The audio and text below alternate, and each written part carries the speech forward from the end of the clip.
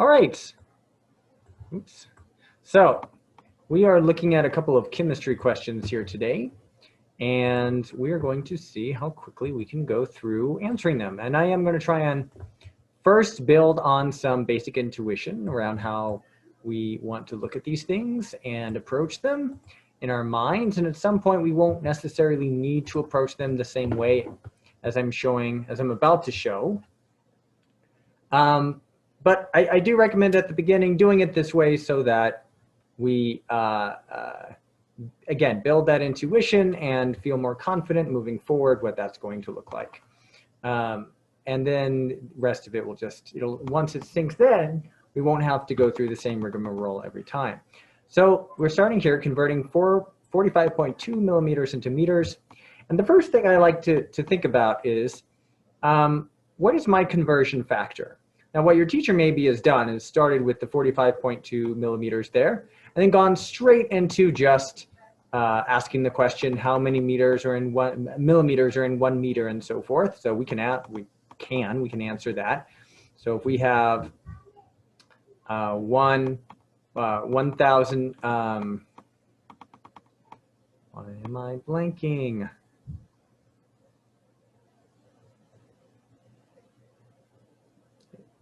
It's 1,000, right? Yeah, it's 1,000. That's why I call it a millimeter. I don't know why I'm.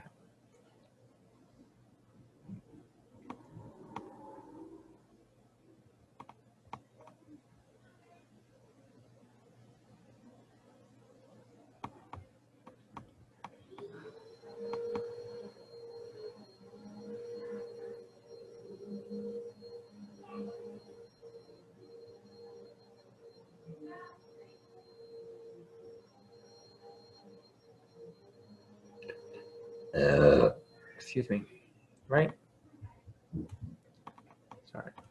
Sorry, my tool is giving me a little issue here. Okay, there we go. 1,000 millimeters is equal to 1 meter. All right, so that's the definition and part of each of these. The millimeter is defined as a 1,000th of a meter. So where's the conversion factor comes from? Well, one way I can think about this, the way I like to think about this, again, working with my, here, let me do something real quick to make this faster and easier. One way I like to think about this is that to get the conversion factor I would want to work with, I can divide both sides by, I'm going to divide both sides by the same units I'm converting from. I'm converting from millimeters into meters. So let me divide by millimeters. If I divide both sides by the millimeters, and how many? Well, I want this to be 1 over here. I'm going to divide it so I get 1 on both sides. I'm trying to cancel this basically. And then let's see what I've got left. All right, well, meters, millimeters, millimeters and millimeters cancel. 1,000 and 1,000 cancel. Just a moment, please. Trying to pause this for a moment. Okay, pardon that. We had vacuum cleaner in the background. There we go. So that cancels. That's going to be 1. And then that's equal to, well, it's equal to 1,000, 1 meter over 1,000 millimeters. We'll just keep it like that. We can just keep it like that. Okay? Now, why is this useful? This is useful because if I multiply my conversion factor here, I don't care about the 1 anymore. This is the conversion factor. Conversion factor is what I call it, and I think that's pretty standard. Conversion factor, if I multiply the 45.2 millimeters, I always use the units, so I'm sure I'm doing it right. If I multiply to that the conversion factor here, 1 meter over 1,000 millimeters,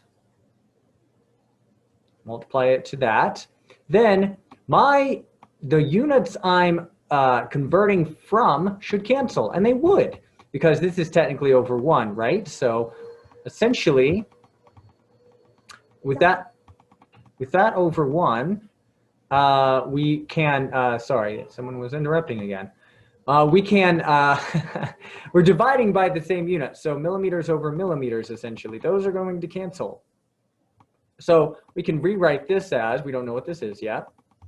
We can rewrite this whole thing though as 45.2 times 1, right? Because we're going to multiply the numerator. So times 1 meters. Meters are still around. Those have not canceled. Those haven't gone anywhere. And we would divide that by 1 times 1,000. Since those are both in the denominator. And we're not going to do this every time either. If this feels easy, too easy, good. We're not going to do this every time. If not, just bear with me then. So, of course, anything times 1 is itself, right? So if we just kind of look at this, how many meters is that? That's 45.2 times 1 meters. Well, 45.2 times 1 is just going to be 45.2. And 1 times 1,000 is just going to be 1,000. Oops, I don't want to leave out my meters here. Meters. And well, I'll get to that in a second. Okay, and essentially then this is how many meters it's going to be. But what is 45.2 divided by 1,000? Well, you can just stick it in your calculator and you'll notice that it'll give you you should get a smaller number, right? Because we're dealing with bigger units and we'll have a smaller number for bigger units. But I can also just take 45.2. I see that 1,000 has 3 zeros. And I'm just going to therefore move the decimal to the left 1, 2, 3 places, number of zeros, and I put it to the left there. And I'll put a 0 in front of it just to indicate that this is a number smaller than 1, but not itself 0. So the answer would be 0.0452. That's what we're looking for.